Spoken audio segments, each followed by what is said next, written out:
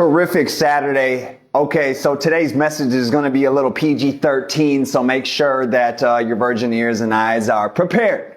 So we're going to jump right into it. What I want to do is I want to help us understand how the body tries to play tricks on our mind. What this will let us do is isolate these temptations and these tricks that the mind plays and allow us to propel ourselves into more work, more productivity, more deeper impact. What this will allow your work to do is sustain itself throughout time. You'll be able to create timeless pieces of work that go on generation to generation. Let's perform at a world-class level. This just isn't for 1% of the population, 10% of the population, but this is for all of us. We all are kings and queens as we stand. Now it has to manifest out of us, right? It has to grow out of us. However, it is there. So today, number one, I want to address these three appetites. The first one is going to be food. We all have an appetite to continue eating. Why? Because it's part of survival. Since the beginning of time, we've had to hunt and we've had to eat to stay alive. Therefore, it has been all the way up to this point, 2022, where whenever our stomachs are empty, we are prompted to go eat food. However, let me tell you this, if we can understand what food is meant to do, this will allow us to utilize it for our benefit. Now that we are able to harness that temptation and that addiction to go for that appetite, we can harness that addiction to go to that food. We can harness that energy. We can transmute this into anything that we want. Physical things, spiritual, energy, leadership, whatever you want. With these three mastery tips I'm going to give you. So let's go to the food. What is food for? Food is nourishment, nothing else. To keep us alive, to keep us healthy, to keep us energetic throughout the day, to continue moving forward. That's what food is for. Okay? However, how come every 2 hours you're finding yourself hungry and you want to go to the kitchen, you want to go to the break room, you want to go to the vending machine? That's because whenever our stomachs are empty, it prompts us to go eat. So whenever our stomachs are empty, it'll signal to us to go get some more food. We don't need any more food. We're made more of just an empty stomach, right? We have blood, we have vessels, veins, all this stuff. When we put food into our body, it gets dispersed. The nutrients go to where they're supposed to go. They get dispersed accordingly so we can sustain this lifestyle that we live. Now, if you play in the NFL or you got dreams to go to the leagues, you might have to put more calories in your body because you're doing more physical activity. But the concept is the same for everybody who wants to perform on a world-class level. You can't just listen to the body when it wants to go eat and then give it that food. Even if your stomach is empty, you're probably just dehydrated. Right? Now, if you've got doctor conditions, that's a different story. I'm not speaking to doctor conditions right now. Okay, so if you've got that, then that's a different story. I'm speaking to everybody else who's using an empty stomach to go waste time and go put extra calories and go grab snacks and Snicker bars and cake doodles and all that stuff. Okay, so that's that appetite right there that we need to master. If we can master this appetite, woo! Let me tell you, you're running on jet fuel now. All right, number two. This is the one where I had to say PG-13. So this is the desire to have sex. We all have this desire. It's actually the strongest of the three that I'm bringing to you today. There's more than three. However, I want to bring you these three because you master these three. It's a wrap. Okay? So the desire to have sex. Why do we have that desire? Well, again, since the beginning of time, it's been passed through for generations and years and centuries, all the way up until now, because humans were meant to reproduce. That's our first mission on Earth. Since the genesis of time, we're put on Earth to reproduce, right? So now you have this passed through genetically all the way up till today. We've got all this technology. We've got everything accessible with the push of a button. There's people running around with no idea what they're doing and what's going on with their body. They don't know how to understand it. So they're getting together and they're having sex like it's like they're rabbits, like it's crazy, running around rabid at that. No! Whoa, this is killing productivity. This is killing creativity. Let me tell you something.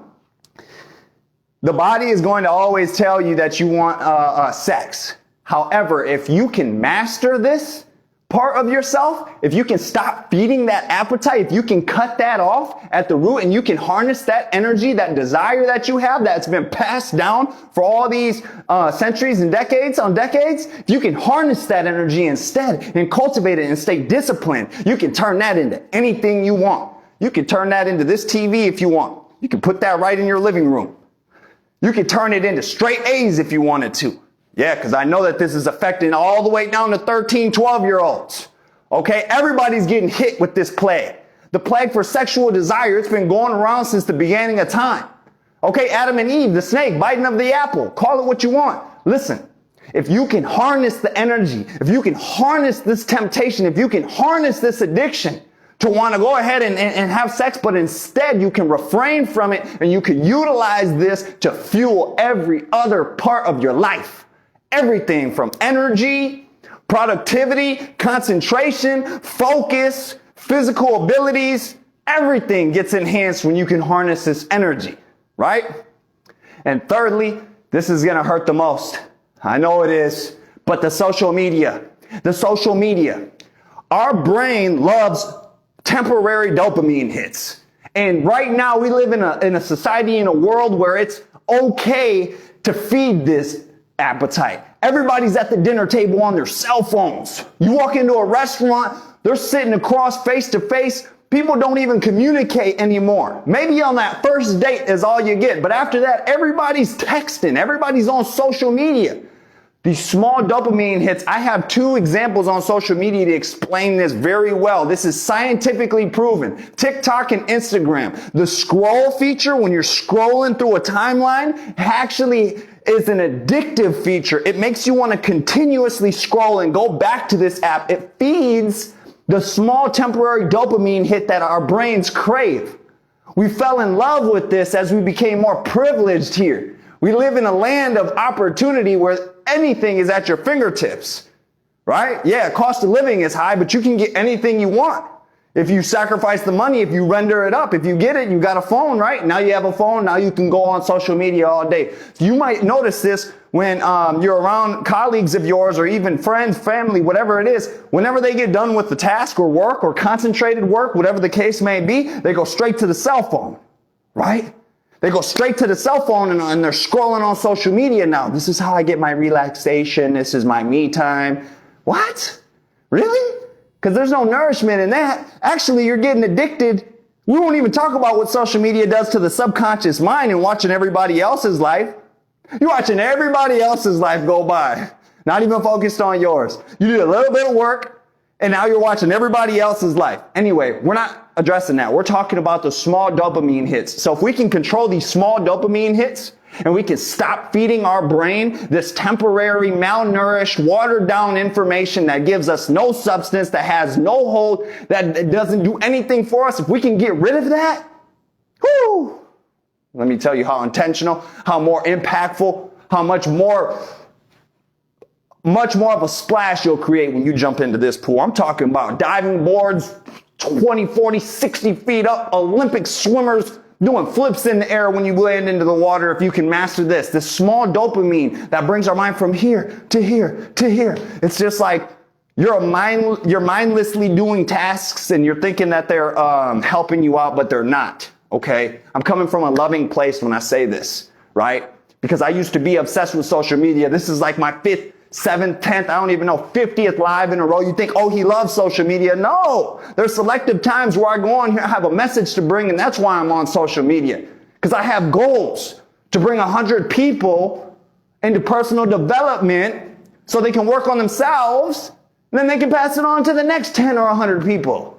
That's why I'm doing this. Okay, so this is not about me, but again, we can control these small dopamine hits, and this happens everywhere. Right? If your relief comes from social media, that's right there, that's an indicator. We need to change that around. Are you an artist? Do you write music? Do you like to preach?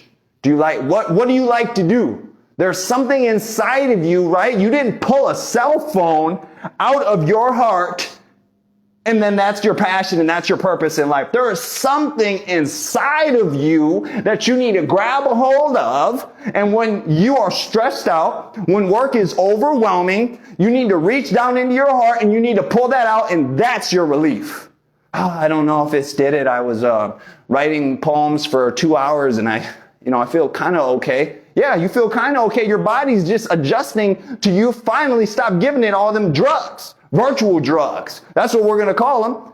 Virtual drugs is what social media is. Get that out of your life. Get that out completely out. Okay? So that's pretty much it. You master these 3 appetites. Let's seize them. Let's control them. Let's utilize them for what they're supposed to be utilized for. Let's give them their allocated time and time frames on when they're supposed to be done, because used correctly, these propel you and these help give you momentum and keep you pushing and going. So if used properly, sky's the limit. Nobody can stop you. This is called beast mode.